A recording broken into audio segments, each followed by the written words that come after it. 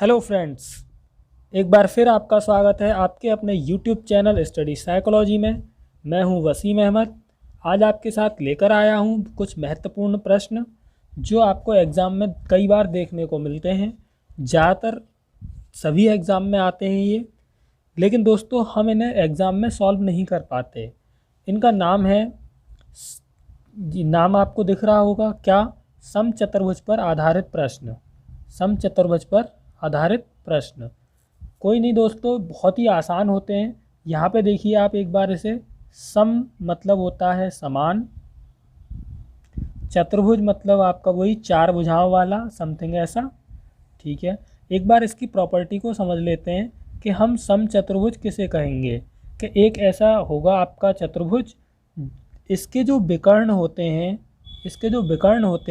वो एक दूसरे को, किसको, एक दूसरे को 90 डिग्री के एंगल पर काटते हैं। ठीक है, ये हमारा कोई ए बी सी डी कोई चतुर्भुज है, जिसको हम समचतुर्भुज कब बोलेंगे, जब इसके विकर्ण एक दूसरे को 90 डिग्री पर काटेंगे और एक दूसरे को समद्विभाजित भी करेंगे। क्या करेंगे, समद्विभाजित। क्या करेंगे, समद्विभाजित मतलब आधा आधा कर देते हैं। ठीक है, इस चीज़ को हम बोलते हैं क्या, समचतुर्भुज। ठीक है दोस्तों, समचतुर्भुज की कुछ प्रॉपर्टी और हैं जिन्हें आपके लिए जानना बहुत ही ज़रूरी है।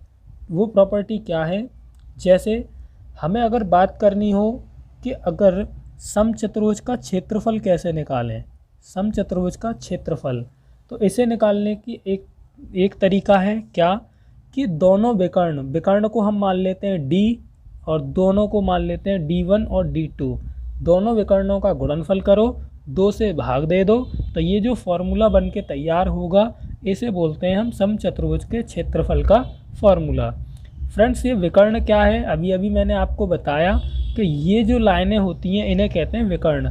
एक को मान लिया D1 और दूसरे को मान लिया D2, तो क्षेत्रफल का फॉर्मूला क्या होगा, D1 इंटू D2/2। ये होता है इसके क्षेत्रफल का फॉर्मूला।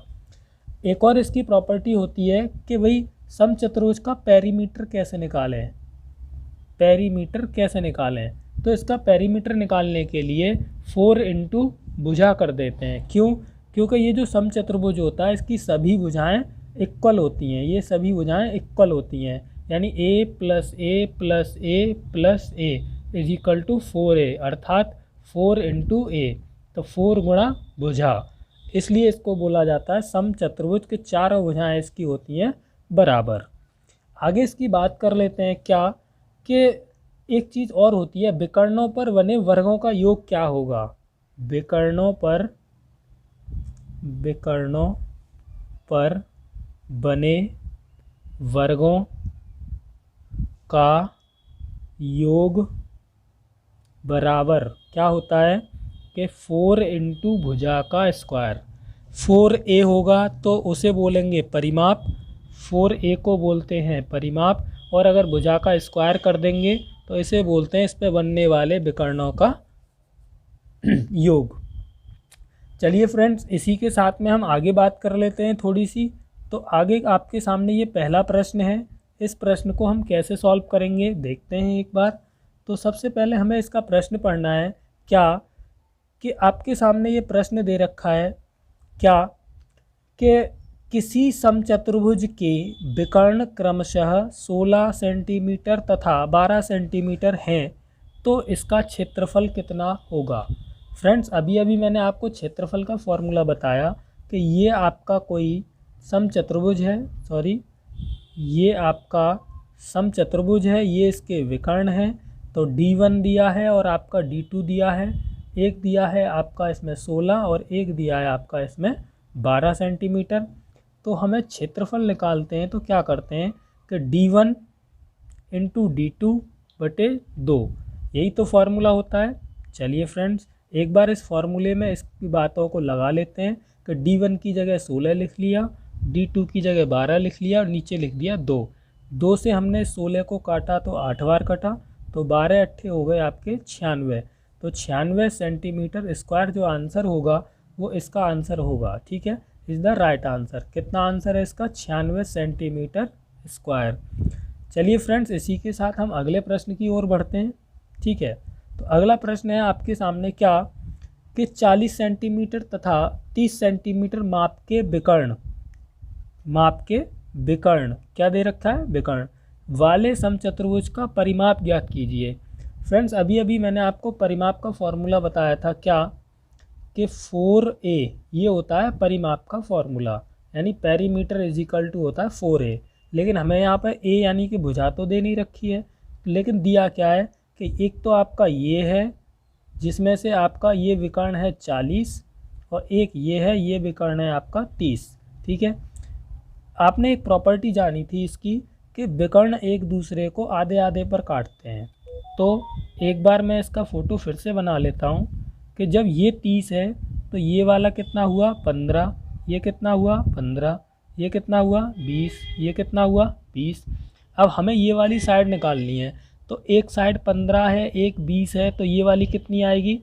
अब हमें पता कैसे चलेगा? ये है 90 डिग्री का एंगल, 90 के सामने वाली भुजा को बोलते हैं हम कर्ण।